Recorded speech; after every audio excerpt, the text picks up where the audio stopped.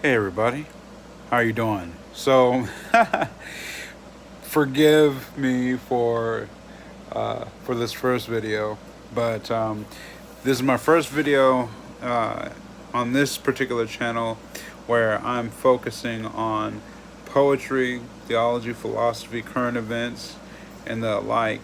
And one of the things that I'll be doing on this page is actually reading a lot of my poetry. Um, some of the poetry that I've already published into a book. As a matter of fact, I'm glad you asked. Poetic Journey, the progression of my heart on paper. Yep. So what I'm doing is I'm actually writing a second book now, and what I would like to do is go through my first book and share that poetry, as well as some of the poetry that I'll be putting on my second book. So anyway, without further ado, please like, comment, subscribe, and tell other people about this page. Those who love creative writing, those who love to discuss on a healthy level and dialogue about current events, and just create a healthy culture. At any rate, this first poem is called Dreaming. I can't remember when I wrote it, but I think it's very present for the present day. I remember when we used to care when it seemed that we had no cares. All that mattered was who was going to be there to witness history being made. I remember when we sang together, we laughed together, fought together, and cried together. I remember some even died together. I guess you could say I've been weathered together. I remember when. We could only see the day and we wanted to seize the moment. But in that moment, we seized the day like many have ceased to exist. I totally messed that up. You can't read. I'm going to start that part over again. I promise it gets better. We can only see the day and we wanted to seize the moment, but that day, like many, have ceased to exist. Yet vibrant in the recesses of the hippocampus, where we were our own fraternity. Many of those friends are gone with the wind, and myself chasing the scent and the yesterdays, and remembering, and just remembering that season of life. I remember when love was just a word that gave us the license to misappropriate the intent of the heart without ever getting to the heart of the matter, treating the heart as if it were only matter, leaving many hearts misused and abused. We tend to be so dysfunctional, like, what's the matter? I remember when. We were ready to give our lives for what we believed in, come hell or high water, but we didn't count the cost. So we passed it on to our sons and our daughters. Now some are tired and ready to barter for a lesser value system, playing the role of the victim. I remember when. Sometimes I wish it were all a dream. So, it's so interesting to me. I have a line going through my face. There we go. It's so interesting to me that for me and thousands of other Americans, we grew up in a time that, wow, we were together. And not saying that there's not a unity now, but there is a high plausibility for even more disunity and an inability and even an anxiety to try to create healthy community that isn't at each other's throat.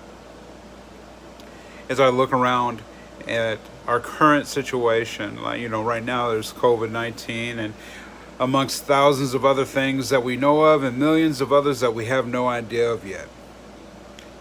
But I look at the people that go by.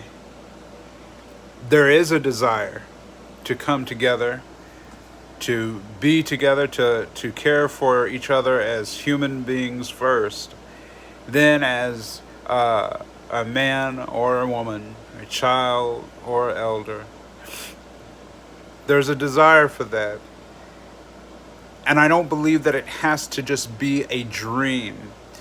We kind of, I'm 40 years old. I just turned 40 in December last year. And we talk about dreams and the American dream. And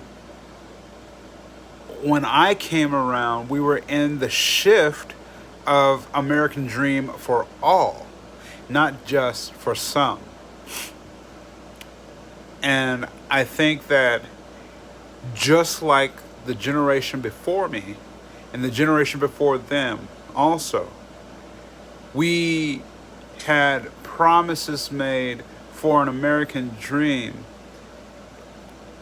but because of the hard-heartedness of some, not all, those dreams have been deferred, have fallen on deaf ears and blind eyes.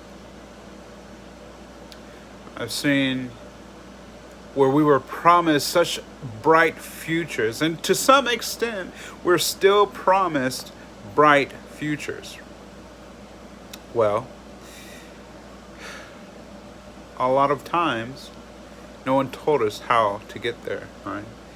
The roadmap wasn't necessarily given. It's kind of like the mantra for me growing up was go figure. Go figure it out. And with that comes the frustrations. And I think to some degree, that's some of what we're seeing. The frustrations of an unrealized promise for the majority.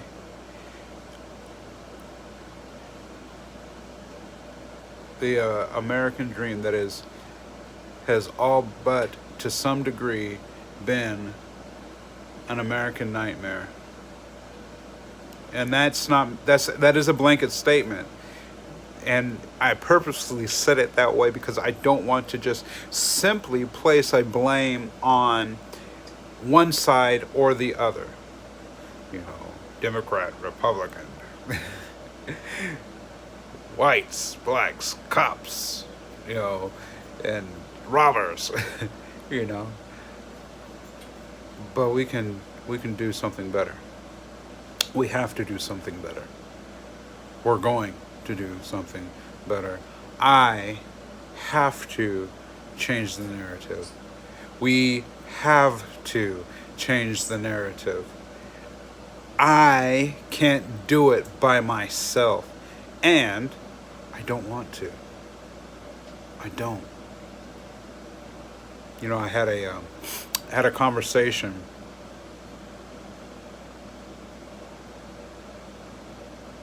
having a conversation with someone, and some of the things that were said, though they hurt my heart, I'm processing whether or not or how valid their points are and what I should take in so that I can change. I need to change from within. Ultimately, I'm just like, Jesus, I need you to change my heart continuously. But if this is wisdom that this person shared with me, in order to do that, I want to do that. It doesn't just have to be a dream. It can indeed be my and your reality. Thanks for tuning in. Have an amazing day. Don't forget to like, subscribe, share, leave a comment. I look forward to this journey with you.